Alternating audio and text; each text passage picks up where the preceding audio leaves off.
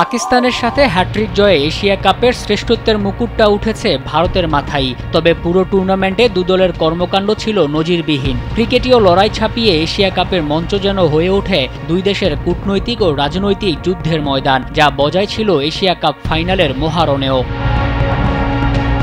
প্রথম দুই দেখায় করমর্দন করেনি ভারত পাকিস্তান, ফাইনালও সেই ধারা বজায় রাখে দুদল। এশিয়া কাপে ট্রফি নিয়ে ফটো সেশনে অংশ নেয়নি ভারতের অধিনায়ক। ভারতের ফটো সেশন বর্জনের পাল্টা জবাব দেয় পাকিস্তানও। টস করার সময় সালমান কথা বলেননি ভারতের ধারাভাষ্যকার রবি শাস্ত্রীর সঙ্গে।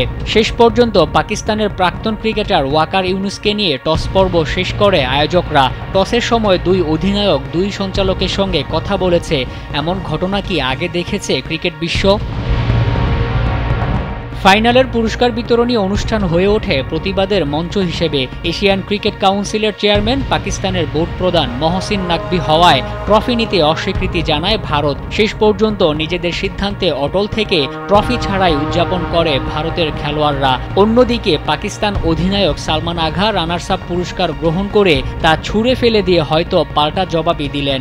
এমন ঘটনাও যে ক্রিকেট ইতিহাসে বিরল। শুরু থেকে শেষ দুদলের হ্যান্ডশেক বিতর্ক, হারিফ সাহিবজাদার বিতর্কিত সেলিব্রেশন কিংবা ভারত অধিনায়কের রাজনৈতিক মন্তব্য, সবশেষে ট্রফি বিতর্কে এশিয়া কাপ ফাইনালটি একটি কলঙ্কিত অধ্যায় হয়েই থাকবে। খেলার মাঠের রাজনীতি টেনে ক্রিকেটের আসল সৌন্দর্যটাই কি নষ্ট করে ফেলছে না দুদল?